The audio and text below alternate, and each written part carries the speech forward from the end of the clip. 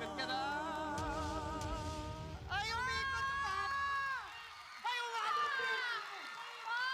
Umakot!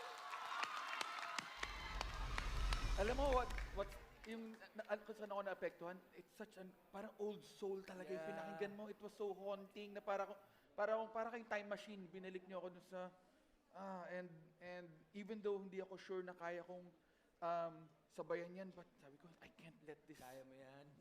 pass, and I'm just so excited to work. Kung ako mapipili niyo, I'm so excited na kung ano yung pwede natin explore at mag time travel tayo together, and we'll do stuff like that. I listen to old records and I'm just so excited.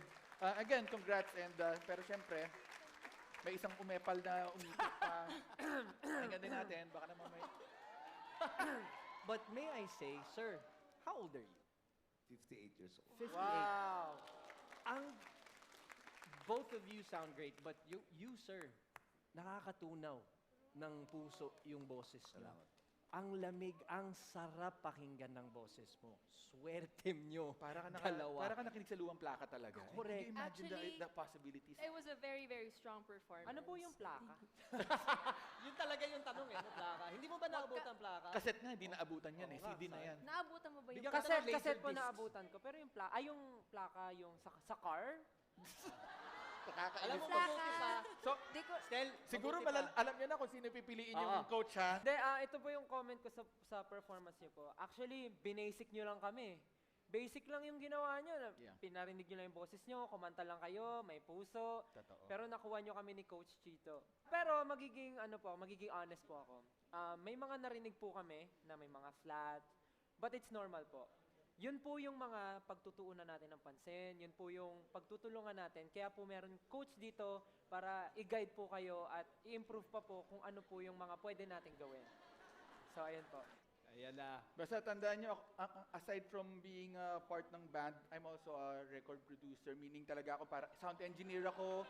Alam ko kung ano yung matitrain sa inyo na, medyo flat tayo dito natin itulak, i-push. I've been doing that for 30 years already. So alam ko yung pag-ayos. Sana ako ang piliin nyo. 30 years po na, Coach Chito. 30 years. 30 years. Ako po kasi magpa 5 years pa lang po yung grupo namin. Isang patunay na fresh pa po yung group namin. bakit parang sinasabi mo na hindi? Ay, wala Teka. akong sinasabi. Wala akong sinasabi. Teka lang! Ang sakit! Ibang usapan na to. Ibang usapan na to. Sandali lang. Ito na lang.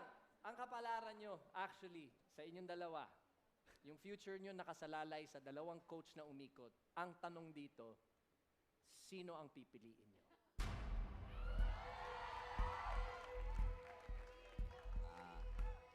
Ako o ikaw? Ako ang ninong ba o ang inaanak ang magdi-decide? Ang ninong, siyempre. Ang pipiliin po namin at aming sasama sa aming journey dito sa The Voice Generations ay si Sir Chito Miranda. Sir, thank you. Sabi mo kasi, fresh na ba?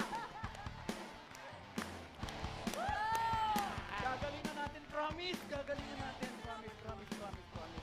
Hindi ko Sobrang kaya akong matutunan dyan. Locally, sobrang nandiyan na tayo. I'll just guide you and promise I know what I'm doing. So thank you very, very much. And meron ako ditong konting token. Ito ang susi sa parokya ni Tito. Okay? Congrats, Ninong! Congrats, Ninong! Congratulations! Muntik na. Para ka tayo nagbabasketball ah. Hindi, pero ako confident akong meron eh. Pero totoo, may kaba. Kasi sabi ko, patapos na. Mukhang yun nga, nag-buzzer beater na, no? Ibang klase. 3 points pare. Parang triple ka. Makatira mo 3 points. Galing sa assist na yun eh. Ganun ka lang. Namali lang talaga ako ng word eh. Sabi Ikaw kasi hindi mo alam plaka, tapos hindi ka fresh. Ayan tuloy.